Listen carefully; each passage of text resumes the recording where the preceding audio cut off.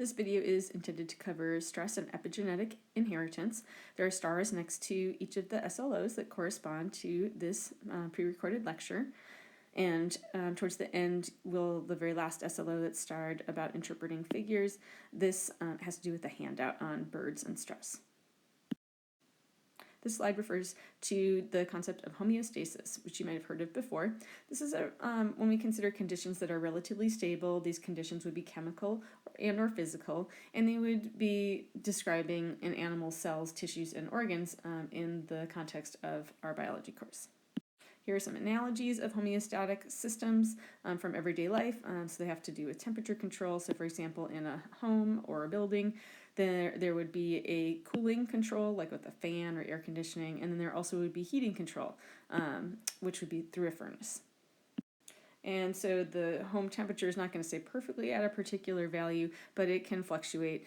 And there are mechanisms in place that will kick on the heater if it gets too cold, and it'll kick on the fan if it gets too hot. And so this is all a way to maintain a relatively stable, discrete number about temperature. As far as our body, something you might be familiar with referring temperature control would be to maintain temperature control in our body. If we get overheated, we start to sweat, which takes off some of the heat through water droplets.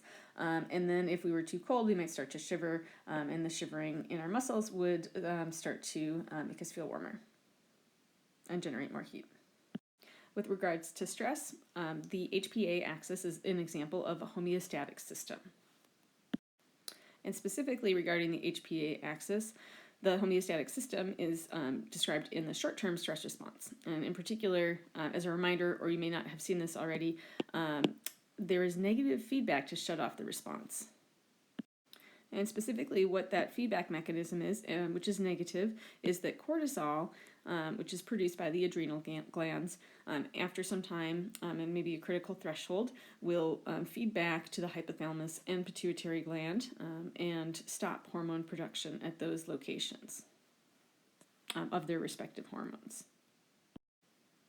And here's an example of what that looks like for the HPA axis and the negative feedback loop. So here we have a figure here which shows HPA axis, and we see the hypothalamus here.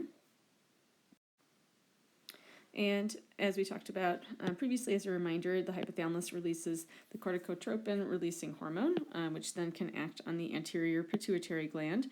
And the anterior pituitary gland then produces a different hormone, adrenocorticotropic hormone, which goes through the body and can be received by the adrenal gland.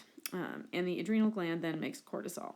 So this negative feedback loop means that cortisol, over time, can go back up to the hypothalamus, and it can actually inhibit it. And inhibition is typically drawn with a flat head. So although that figure originally had an arrow, I drew this little flat head here, which means that as cortisol makes its way back up to the through the body and then goes to the hypothalamus, then it can actually inhibit the hypothalamus. And that means that the hypothalamus stops production of the corticotropin-releasing hormone, which would then stop production of the adrenocorticotropic hormone, and overall this would slow down that stress response, and so that's one way that the short-term stress response can be stopped. And again, this is an example of homeostasis. Specifically, this is an example of allostasis. This is the process of achieving homeostasis through physiological or behavioral changes. Here are a couple behaviors that we can do that can shut down that short-term stress response: inhibition, specifically deep breathing and meditation. Now we're going to talk a little bit about evolutionary theories, so changing direction briefly, and kind of going back to a bigger picture to look at two theories, Lamarckian theory of evolution versus Darwinian. And so here's the scientist Lamarck, and here's the scientist Darwin. I'll start with Lamarckian evolution, and so this is an older debunked hypothesis of evolution in which behaviors can be transmitted to offspring, for example, giraffe stretching. So let's talk a little bit about that. So we have our giraffe population here that reproduced. Here are their baby giraffes. As those giraffes each grow and stretch their necks and reproduce, then you notice that now their offspring actually all have longer necks than the previous generation. And the big concept here is it's due to the stretching, not to anything in the DNA or any other genetic information there.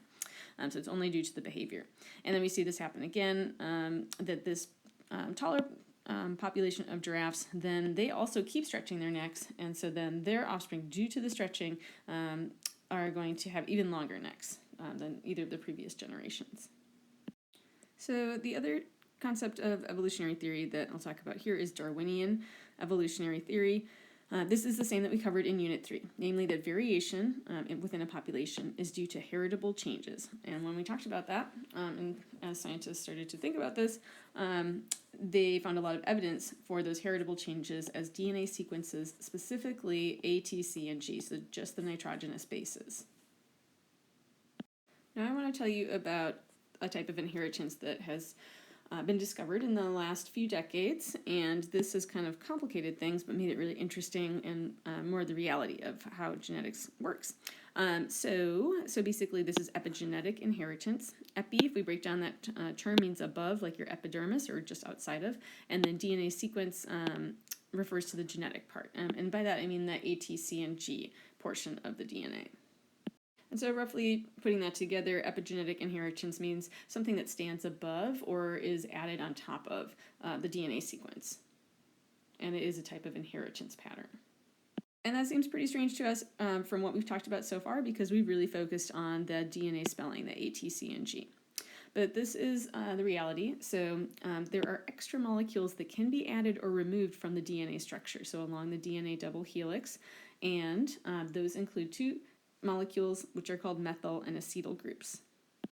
And you need to know the names of those groups. As a reminder, we talked some about methyl functional groups before, so that's CH3, and acetyl groups I don't think covered, but it's a little bigger functional group, but it's pretty small, C2H3O.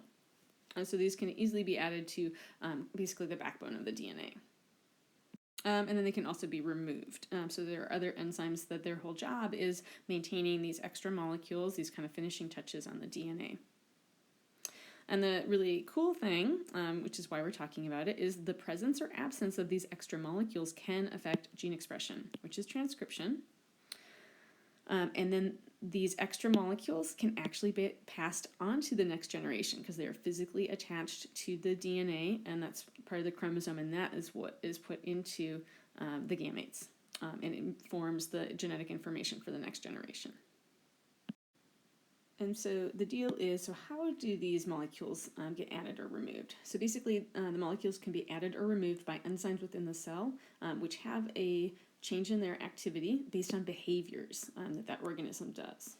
And therefore, that means that because of certain behaviors that an organism does, which we'll see some examples soon, spoiler alert, lick your rat babies, therefore the behavior can be transmitted, albeit indirectly, to the next generation by these extra molecules. And so honestly, this is somewhat mind-boggling. So this basically brings Lamarckian evolution back into the forefront as a concept that behaviors can be transmitted to the next generation to some degree. And so what we're going to see here is exactly how that happens with the molecular parts. And as just a little bit more information, we'll eventually talk about some of those behaviors. Not all behaviors can be transmitted to the next generation, and not all genes can have these molecules added or removed. So we certainly know of examples of epigenetic inheritance. This doesn't take away from Darwinian in evolutionary theory that the actual A, T, C, and G matters. It is just adding this extra layer of information that can be inherited in some cases. And so to hear more about the Lamarckian aspect of epigenetic inheritance, the Radiolab recording is a really good resource. So speaking of chromosomes, I want to remind you about this concept of chromatin. And so remember that chromatin is DNA plus proteins. So we're going to take a really close look at the DNA plus the proteins here, and ultimately see how that relates to the chromosome that we've often been seeing in images for like mitosis and meiosis. But let's start really small and check that out up here. And what is symbolized here is in red, the DNA double helix, which you can see wraps around the set of 4 proteins, 4 green blobs. Each of those green blobs is called a histone protein. So basically, this is chromatin. And the packaging of chromatin, which as we see here is we have this base unit of DNA wrapped around proteins. If we keep following that same very long piece of DNA, then the DNA gets wrapped around again another set of proteins again and again and again.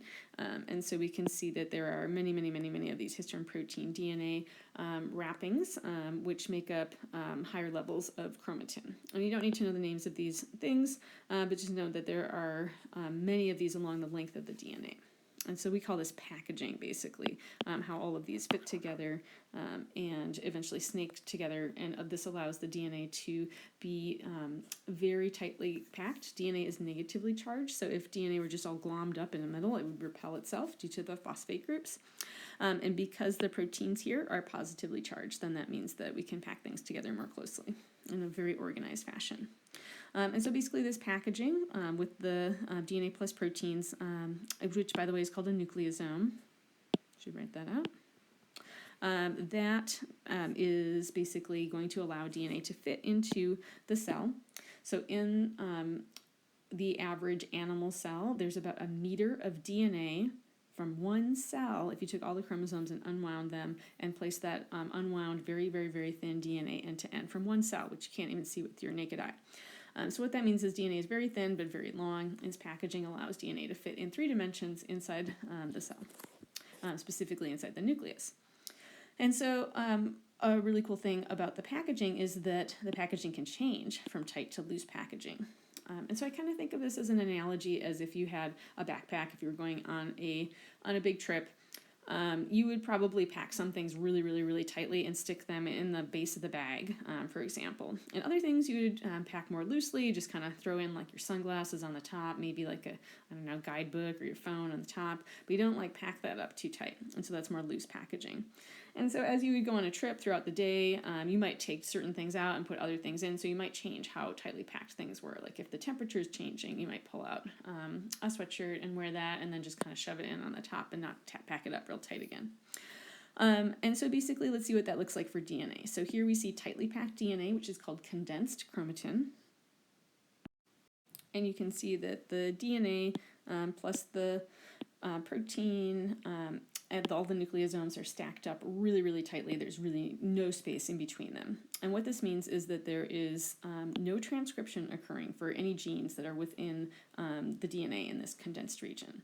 So genes are what we would call off, and RNA polymerase cannot be used. RNA polymerase can't reach this area, and that's the reason why there's no transcription. As a reminder, RNA polymerase is the enzyme that makes RNA for transcription. And let's look at the other extreme for chromatin packaging. So that's when genes are loosely packed, and so there's open space in between the nucleosomes. And so we call this decondensed chromatin. So notice that the DNA is not just like all over the place. DNA is still wrapped around each of the histone proteins. There's just space between them. They're not all jammed up on each other. And what that means is that the DNA that is within these areas is accessible by RNA polymerase. So RNA polymerase could potentially access the genes and transcription can occur. This means that genes are on in the decondensed chromatin or loosely packed state. And if all of that went a little too quickly, just as a reminder, here's the central dogma of information flow within the cell. We start with DNA as information, and DNA can be copied into an RNA form through the process of transcription by the enzyme RNA polymerase. And then if transcription occurs, then translation could occur as well. So transcription and translation would occur for the loosely packed state. The genes are on, but if we can't access the DNA, this doesn't happen here, which means that we don't get transcription and we don't get translation. So we call the genes off in that situation. Now I want to talk a little bit about how that packaging can change. And so this can be over the course of the cell's life or the life of the organism. So basically remodeling is the fancy name for that. And this is when those different molecules or chemical groups can be added to the DNA or the histone proteins. And this figure shows the 2 examples we talked about before, the methyl groups and the acetyl groups. And so basically we see the condensed chromatin at the top up here. And then we see the decondensed chromatin down here at the bottom. And we see some microscope images that we can actually see the difference in DNA packaging with an electron microscope. So let's talk about methylation first. So methyl groups are very sticky is the first thing you need to know. And so the methyl groups that are very sticky, if they are removed, so we would have lots of methyl groups here to cause the DNA to stick together and the chromatin to stick together. But if those get removed, then we're going to see more space between the nucleosomes. And the methyl groups are not shown in this figure. Remember, there's a second chemical group that we can consider that can change chromatin packaging, and that's acetyl groups. And so acetyl groups, if they are added, because they act like a wedge, they will increase space within the chromatin packaging. And the acetyl groups are shown in this picture. So there are these little dark blobs, these little gray circles that are physically attached to the histone proteins. And again, they make this little wedge here and causes the DNA within that region to open up, and the genes would be on just that in that region. So those are the two ways that we can open up or turn on the expression of genes within a region, is to either remove the sticky methyl groups or to add the wedge acetyl groups. And notice that the acetyl groups are actually getting added to the histone proteins. So again, this is chromatin remodeling. Remember that chromatin refers to both DNA and proteins.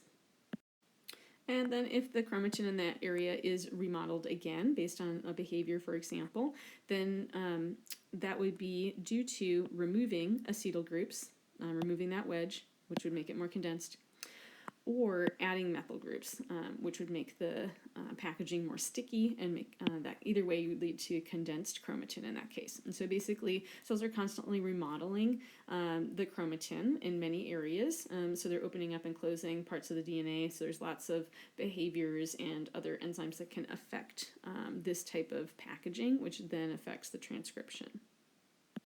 Okay, so here are 3 examples of particular things that can affect chromatin remodeling. And so these are just examples. You don't need to memorize these specific examples and what their effects are, but you should always be able to explain what's going on behind the scenes if a particular food, like we see, or drink, or experience can affect the chromatin. So basically the first one is that in broccoli there's high concentrations of this molecule sulforapine, and basically the ingestion of lots of broccoli and this particular molecule then can actually cause the chromatin to become more loosely packed. And so this would be in the area around anti-cancer genes. And so basically broccoli, consumption of broccoli turns on the anti-cancer genes because the chromatin is packaged differently, and somehow this molecule is affecting either the addition of acetyl groups or the removal of methyl groups. And we would say that the sulforamidine then is turning on or allowing gene expression of these anti-cancer genes. Let's look at a second example here, which is a molecule resveratrol, which is found in large concentrations in red wine. And so the consumption of, or somehow exposure of resveratrol to cells actually takes certain genes, like the inflammatory genes, and actually turns them off. So the inflammatory genes would start in this open configuration, and then they would become more tightly packed for when there's consumption of resveratrol. So that turns those genes off that are in the areas where that packaging is. And so basically through this last unit and the figure analyses you'll be seeing soon, we want to figure out how stress affects chromatin packaging.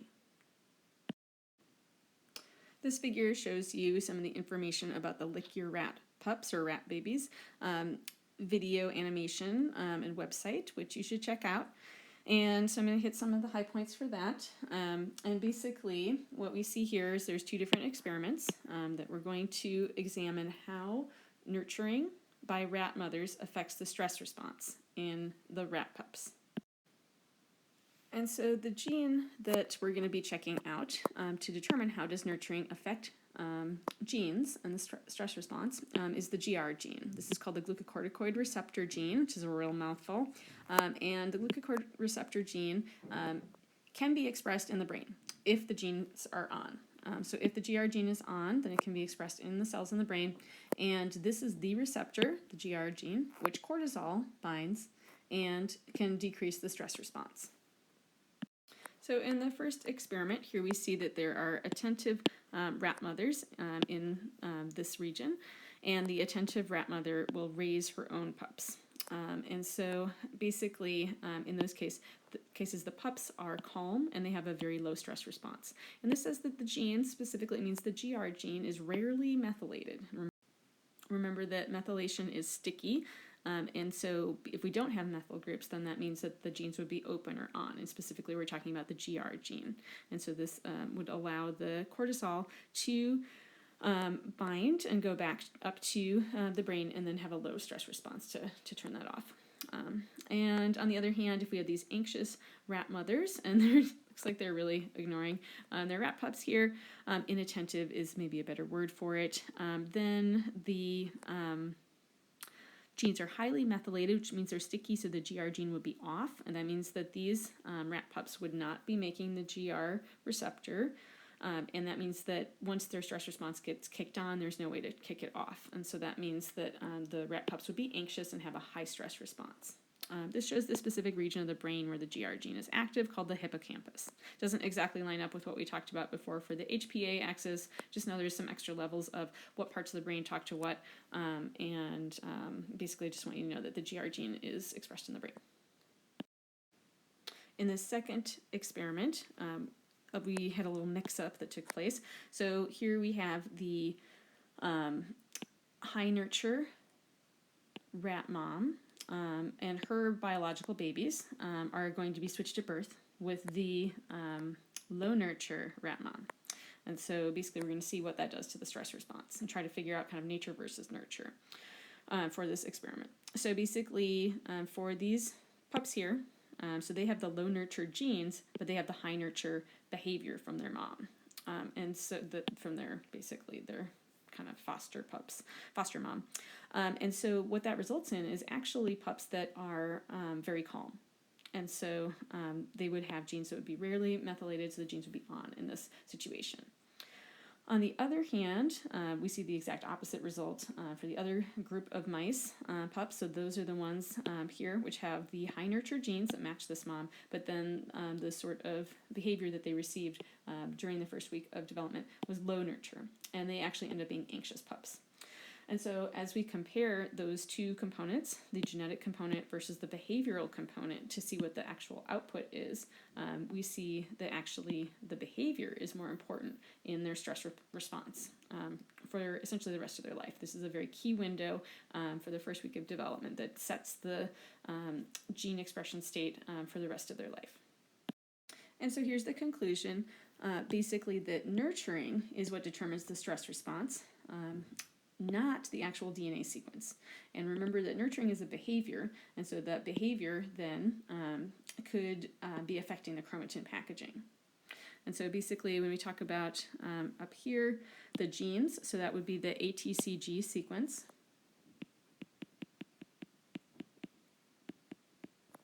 Whereas the behavior, this could be affecting chromatin packaging, namely the methyl groups is what they've highlighted here, the addition or removal of those. So this is a pretty big topic.